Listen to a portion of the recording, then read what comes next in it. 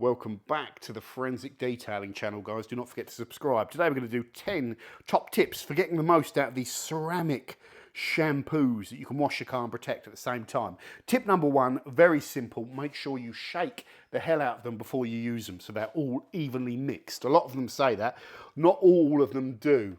The second thing, do not be afraid to overdose these products. Okay, this is going off-piste, and when I test them, I can't go off-piste.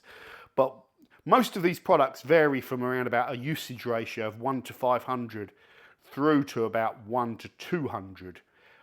From my experience of testing these, they start working when they get closer to 1 to 200. Obviously, there's a lot of variables in there, but that's a general statement. So don't be afraid to overdose them and work out your ratios. Okay, so generally if it says use 20 mil to 10 litres, that's about 1 to 500, isn't it? So you could actually go 40 mil and get closer to that 1 to 200 ratio. So you could experiment. If you're a real lunatic, you could go up to 1 to 100, which is nearly 1% PIR. But just experiment and just see the different performance from how they tell you to use it and how you overdose it. Always be careful. If you overdose it and use it incorrectly, you're not following the manufacturer's instructions, etc., whatever. Now, here's a really good tip. Wash the car first. Well, that defeats the object of a wash and protect. Wash it first with a pure shampoo, like with pure detergent, like pre-wash it with like a good, strong alkaline pre-wash or whatever. Pure wash. Then do your contact wash with a big, rich contact shampoo, whatever, strong stuff. Get it clean and then go back over it with these. You'll get better results. Why? Because the detergents in these ceramic shampoos, for some reason, are really pony. They don't seem to clean that well because perhaps they interfere with the protective components or whatever. Don't know. But if you want better results, wash the car first. Yes, it defeats the object. Another thing, you can improve the performance of the protective side of it with dwell time. So if you've got the solution on a panel, for example, let it dwell. Don't work panel by panel, like on and off, unless they tell you to. Dwell time, important. Okay, so if you give them a chance to dwell, then all that cationic material is drawn to the clear coat and gets through, but don't allow them to dry on the flip side. Okay, here's another simple layman's tip, number 5. If you're really looking to maximise the hydrophobic performance and the protective side, after you've washed it, go over and wash it again 2 times, because you'll just double the amount of material that you're putting down. It's not like a wax where the second layer, you're kind of rubbing away the first layer. You are building up more material when you wash these with these. Okay, next tip, use some of your solution to make a drying aid so you can get more value for money, because these are extreme concentrates. You could take, for example, if we go back to our ratios, you could take 10 mil of product to a litre at 1%, and that will make typically a good drying aid. You'd have to experiment. Don't go above sort of 3 or 4%, PIR. But you could take a small amount of product and make a lot of sealant or drying aid. So that really increases the value. Some of them, indeed, like Bilt, Hamber, tell you to do that. You can do that. Others don't mention it.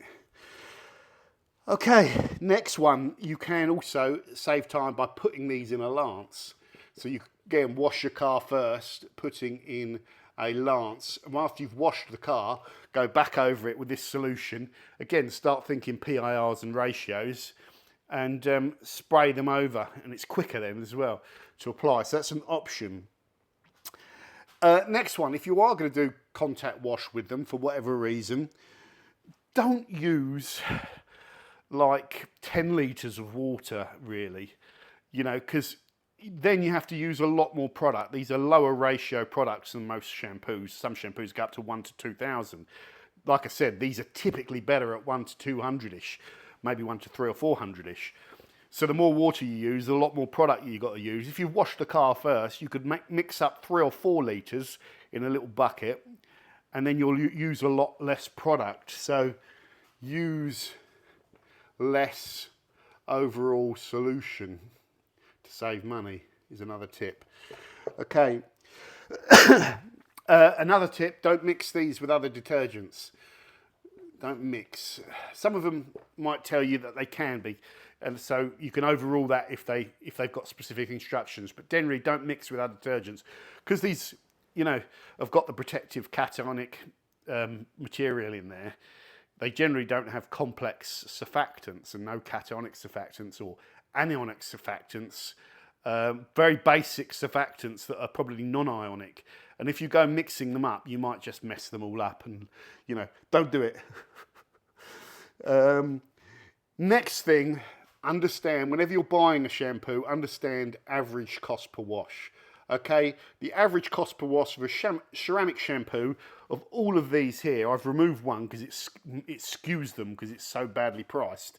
But the average cost per wash is £1.41p. So when you're picking a ceramic shampoo, work out how much, and that's based on using in a 15-litre bucket, okay? So if you go with that standard, you'll be able to convert them. You know, it wouldn't be suitable with some of the tips where you're using small amounts, so you can get that cost down. But go on a 15-litre bucket of water, because that's a good standard. We'll call that the forensic detailing bucket standard, 15 litres. Work out how much product you need to mix it at the usage recommended on the label to make 15 litres of overall solution, and then work out that average cost per wash. If it's above that, then don't buy it, unless you really love that brand and it's not too far above it. But don't go too high. But that arms you with the information you then need to make a good purchase, and we've done that with every genre of detailing products. So there you go, we've done it with ceramic shampoos as well. If you want to find out which product performs the best, we will have the best ceramic shampoo video coming soon. But I haven't finished it yet, so I don't know which one it is, but I've got some ideas. I'm getting there. I've got all these points and stuff, but a couple more tests to finish off, add up all the points. Yeah, and see what we've got. So subscribe to the Forensics Detailing channel to find out the best products. Other than that, there's your 10 tips. Don't let them dry. Not too keen on these products personally, but yeah, got some advantages and disadvantages like everything. So there we go. Thanks for watching. Over and out. Doug.